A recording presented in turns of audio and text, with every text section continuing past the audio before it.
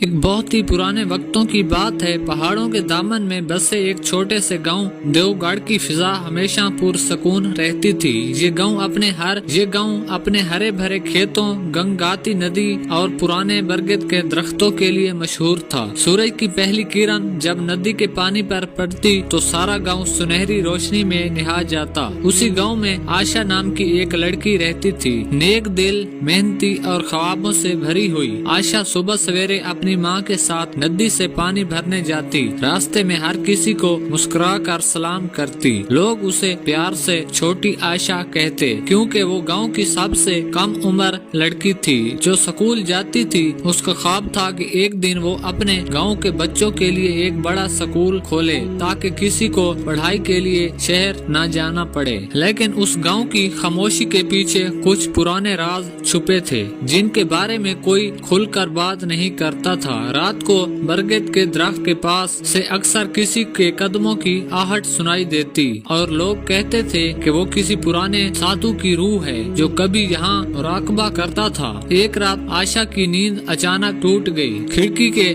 باہر سے ہوا کے ساتھ ایک عجیب سی سرگوشی سنائی دے رہی تھی، جیسے کوئی اس کا نام پکار رہا ہو۔ آشا آشا، وہ ڈر گئی مگر ہم ہمت کر کے باہر نکلی۔ چاند کی روشنی میں گاؤں سنسان تھا۔ ندی کا پانی ہلکی لہروں میں چمک رہا تھا اور برگد کے درختوں کے نیچے دھند سی چھائی ہوئی تھی۔ آشا آہستہ آہستہ درخت کے قریب پہنچی۔ وہاں زمین پر ایک پرانا تانبے کا کڑا پڑا تھا جس پر سنسکرت کے کچھ الفاظ کندہ تھے۔ جیسے ہی اس نے کڑا ہاتھ میں اٹھایا، ایک تیز روشنی اس کے ارد گرد پھیل گئی اور اسے ایسا لگا جیسے وقت تھم گیا ہو۔ اسی لمحے درخت کے نیچے ایک مدھم سی آواز آئی، بیٹی ڈرو مت، میں دیو گڑھ کا پرانا رکھوالا ہوں۔ یہ گاؤں ایک بھاری وعدے پر قائم ہے اور اب تمہیں اس وعدے کو نبھانا ہوگا۔ آشا حیران رہ گئی۔ اس نے ارد گرد دیکھا مگر وہاں کوئی نہیں تھا، صرف برگد کے پتوں کی سرسراہٹ تھی جیسے درخت خود اس سے بات کر رہا ہو۔ اگلی صبح آشا نے وہ تانبے کا کڑا اپنے بستے میں رکھا اور سکول چلی گئی، مگر سارا دن اس کا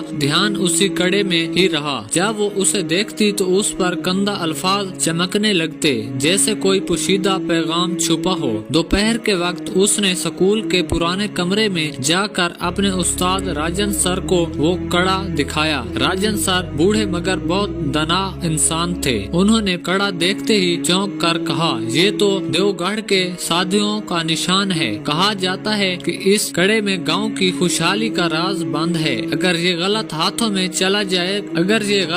میں چلا جائے تو گاؤں پر نحوست چھا جاتی ہے۔ آشا نے حیرت سے پوچھا، مگر سر یہ کڑا مجھے برگد کے درخت کے نیچے ملا۔ راجن سر کے چہرے کا رنگ اڑ گیا۔ انہوں نے آشا کا ہاتھ پکڑ کر آہستہ سے کہا، بیٹی وہ درخت عام نہیں ہے، وہ جگہ کبھی ایک پرانے مندر کی بنیاد تھی جہاں ایک سادھو نے گاؤں کے لیے اپنی جان نچھاور کی تھی۔ تب سے اس درخت کی جڑوں میں گاؤں کی روح بستی ہوئی ہے۔ آشا خاموشی سے سنتی رہی۔ اسے احساس ہوا کہ اب اس کے ہاتھ میں کوئی عام چیز نہیں بلکہ ایک ذمہ داری ہے اور شاید وہی اس وعدے کو پورا کرنے کے لیے چنی گئی ہے جس کا ذکر وہ آواز رات کو کر رہی تھی۔ اس رات آشا کو نیند نہیں آئی۔ کمرے میں وہ کڑا میز پر رکھا چمک رہا تھا جیسے کسی طاقت نے اسے جگاڑ رکھا ہو۔ اچانک کھڑکی کے باہر تیز ہوا چلی اور اس کے کانوں میں وہی آواز پھر گونجی، آشا وقت آ گیا ہے۔ آشا نے کڑا ہاتھ میں لیا۔ اچانک کمرے کی دیواریں مدھم ہونے لگیں اور اس کے سامنے ایک دھند بھرا منظر ابھرا۔ وہ خود کو ایک پرانے مندر کے سامنے کھڑا دیکھ رہی تھی جہاں آگ جل رہی تھی اور مندر کے بیچ میں وہی سادھو بیٹھا تھا جس کی روح نے اس سے بات کی تھی۔ سادھو نے کہا، بیٹی دیو گڑھ خطرے میں ہے۔ ایک پرانی بدروح جو کبھی لالچ میں آ کر گاؤں پر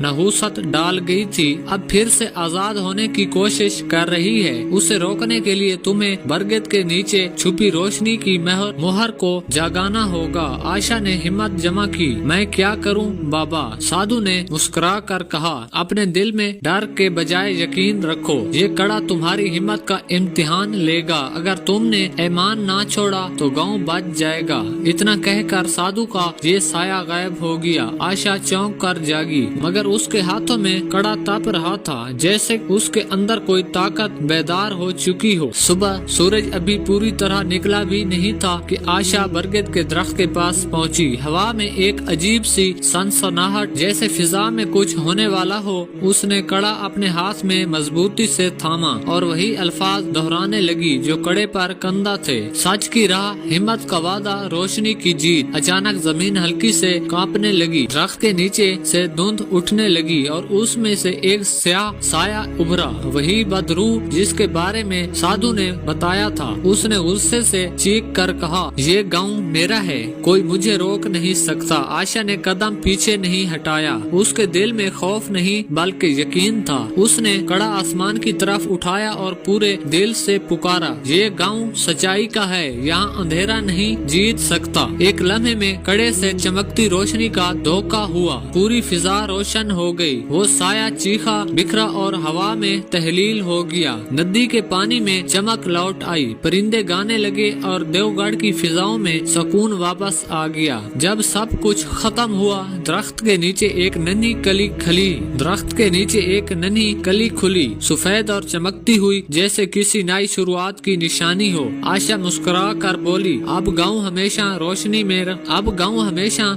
में रहेगा। और उसके दिल में देवगढ़ के लोग आज तक बरगद के दरख्त को सलाम करते हैं, क्योंकि वो जानते हैं कि एक छोटी सी लड़की ने यकीन की ताकत से इनके गांव को बचा लिया था। देवगढ़ गांव में अब सब कुछ बदल गया था। लोग पहले से ज्यादा मुतमईन, खुश और पुरअमन जिंदगी गुजारने लगे थे। आशा अब गांव के बच्चों को पढ़ाने लगी थी। वही ख्वाब जो उसने बरसों पहले देखा था अब हकीकत बन चुका था। मगर एक दिन जब वो बच्चों को कहानी सुना रही थी, उसने देखा कि उसके हाथ का कड़ा जो बरसों से खामोश था, अब हल्की सी सुनहरी रोशनी बखेर रहा था। आशा ने चौंक कर उसे देखा। क्या फिर कोई पैगाम है? उसने दिल ही दिल में सोचा। रात को जब सब सो गए, आशा बरगद के दरख्त के पास गई। वही नरम हवा, वही चांदनी, मगर उस बार हवा में खौफ नहीं, सुकून था। दरख्त के नीचे एक नीला पत्थर का चबूतरा उभरा, जिस पर लिखा था, रोशनी कभी मिटती नहीं, वो सिर्फ अपनी राह बदलती है। आशा मुस्कुराई। उसे एहसास हुआ कि अब उसका काम सिर्फ गांव को बचाना नहीं, बल्कि दूसरों के दिलों में रोशनी जगाना है।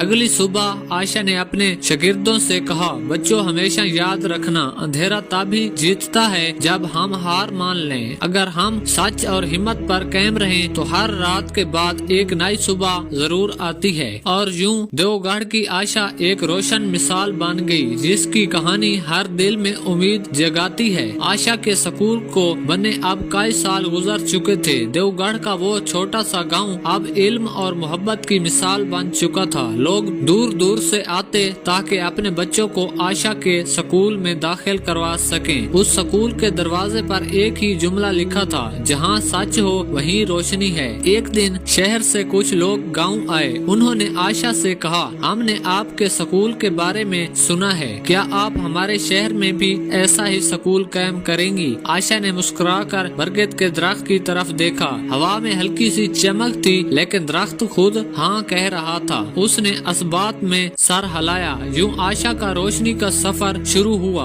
उसने पहाड़ों के पार, मैदानों में, शहरों में, जहाँ जहाँ अंधेरा और जहालत थी, वहाँ इल्म की शमा जलाई। लोग उसे रोशनी वाली दीदी कहने लगे। एक दिन वो दोबारा देवगढ़ वापस आई। दरख्त के नीचे बैठकर उसने कहा, बाबा आपका वादा मैंने पूरा किया। ये रोशनी अब सिर्फ मेरे गांव की नहीं, ये दुनिया की है। उसी वक्त हल्की हवा चली और बरगद के पत्तों में एक सरगोशी गूंजी, बेटी तुमने न सिर्फ देवगढ़ को बल्कि इंसानियत को बचा लिया। अब रोशनी तुम्हारे अंदर हमेशा जिंदा रहेगी। आशा ने आंखें बंद की, आसमान की तरफ देखा और महसूस किया कि वाकया जब नीयत सच्ची हो तो एक छोटा सा दिल भी पूरी दुनिया बदल सकता है। कई साल बीत गए। देवगढ़ अब पहले जैसा गांव नहीं रहा। वो एक खूबसूरत कब्जा बन चुका था, जहां हर गली में बच्चों की की हंसी और किताबों की खुशबू बसती थी। आशा अब बूढ़ी हो चुकी थी, लेकिन उसकी आंखों में अब भी वही चमक थी जो बरसों पहले बरगद के नीचे जगमगाती थी। एक शाम वो स्कूल के आंगन में बैठी थी जब एक नन्ही लड़की मीरा उसके पास आई। मीरा ने कहा, दीदी आपने हमें सच और हिम्मत सिखाई, क्या अब मैं भी आपकी तरह दूसरों को पढ़ा सकती हूँ? आशा ने मुस्कुराकर उसके सर पर हाथ रखा और वही तांबे का कड़ा जो बरसों से उसके पास था मीरा के हाथ में पहना दिया। अब ये तुम्हारी अमानत है बेटी, ये सिर्फ देहात नहीं, ये यकीन की निशानी है। जहाँ भी जाओ अंधेरे को रोशनी में बदल देना। मीरा ने हैरत से कड़ा देखा, उस पर वही अल्फाज चमक रहे थे, सच की राह, हिम्मत का वादा, रोशनी की जीत। इसी लम्हे हवा में बरगद के पत्तों की सरसराहट गूंजी और आशा के चेहरे पर सुकून की मुस्कुराहट फैल गई। चांदनी उसके गिर्द नरम सी रोशनी बन गई, जैसे आसमान खुद उसके सफर को सलाम कर रहा हो। अगली सुबह जब सूरज निकला तो स्कूल के दरवाजे पर एक नई तख्ती लगी थी, मीरा, आशा, दियालिया। अब कहानी सिर्फ आशा की नहीं रही थी, बल्कि हर उस दिल की थी जो रोशनी पर यकीन रखता था।